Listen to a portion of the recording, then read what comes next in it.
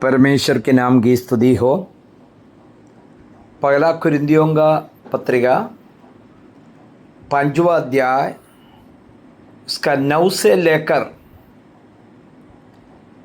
13 तक पदों में परमेश्वर ने आज हमको क्या शिक्षा देता है, उसी में आज हम मनन करेंगे। इन पदों में प्रेरित पौलुस विश्वासियों को चेतावनी देते हैं कि वे कलीसिया में पाप को न पनपने दे। वे समझाते हैं कि बुराई रूबी जो खमीर पूरी संगति को दूषित कर देता है, इसलिए कलीसिया को व्यभिचारी लोगों से, गलत करने वाला लोगों का संग छोड़ना चाहिए और पापियों का न्याय स्वयं करना चाहिए। 9वां पद में पौलुस कहते हैं, मैंने अपनी पत्र में तुम्हें लिखा है कि व्यभिचारियों की संगति ना करना। प्रेरित पौलुस ने कई पत्रिका कलीसिया के लिए लिखा है और सभी कलीसिया आज हम लोग का उपलब्ध नहीं है। इस पहला कुरिन्थियों का पत्रिका लिखने से पहले भी एक पत्र लिखा है, लेकिन जो पिता लोग प्रभु की आत्मा का अगुवाई में जो 66 किताब का जो परमेश्वर की ओर से मिला है, उसी बाइबल के रूप में आज हमें मिला है।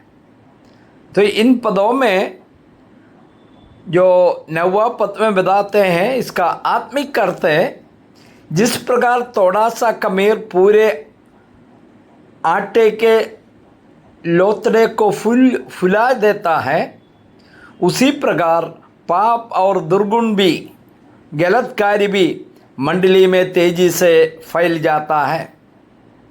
इसलिए क्या करना, पौलुस ने फसह के पर्व का उदाहरण देकर समझाते हैं कि मसीह जीवन को पुराने पापों जैसे वैर, दुष्टता, कोई भी पाप से मुक्त होना चाहिए और पवित्रता और सीधाई या सच्चाई में जीना चाहिए। कलीसिया परमेश्वर का मंदिर है। कलीसिया में कोई पाप और अपवित्रता नहीं होना चाहिए।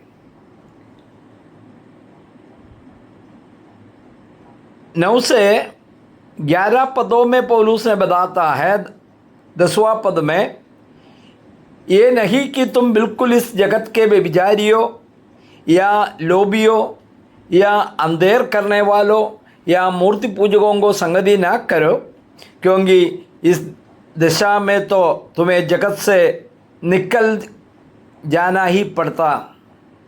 मेरा कहना यही है कि यदि कोई भाई कहते हैं जो व्यभिचारी है, जो प्रभु में जो भाई है व्यभिचारी या लोभी या मूर्ति पूजक या गाली देने वाला या पियाकट या अंधेर करने वाला हो, तो उसकी संगति मत करना, वरन ऐसे मनुष्यों के साथ खाना भी नहीं खाना। हम प्रेरित पौलुस ने कठिन शिक्षा दे रहा, पवित्र आत्मा इस सच्चाई को मैं समझा रहा है कि स्पष्ट हम लोगों को एक पहचान होना जरूरी है। पौलुस कहते हैं कि संसार के पापियों से दूर रहना संभव नहीं है।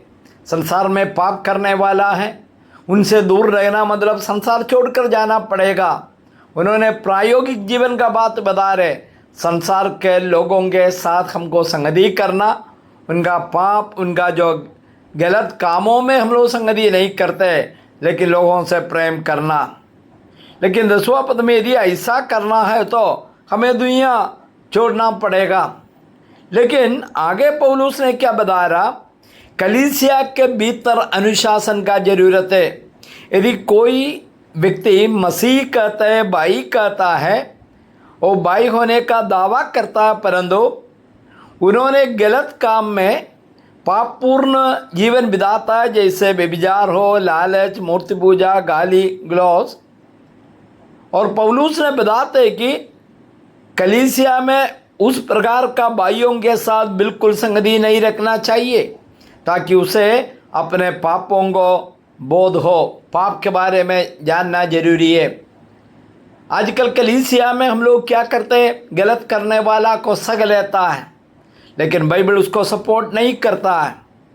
और 12 और 13 पदों में पौलुस ने बताता है, क्योंकि मुझे बाहर वालों का न्याय करने का क्या काम है, क्या तुम भीतर वालों का न्याय नहीं करते, परंतु बाहर वालों का न्याय परमेश्वर करता है। इसलिए उस कुकर्मी को अपने बीच में से निकालना।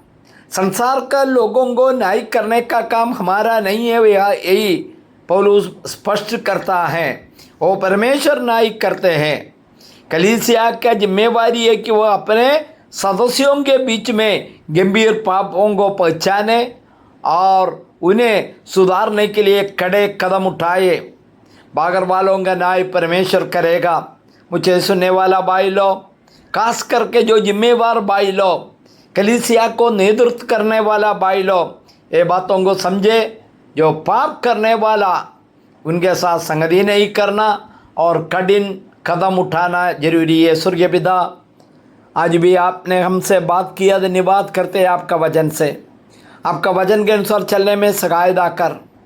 पाप कलीसिया में नहीं होना, ये परमेश्वर का जो मंदिर है प्रभु, धन्यवाद करते। इसलिए हम उसी प्रकार जीवन बिताने में सहायता कर। यीशु मसीह के मधुर नाम में आमीन।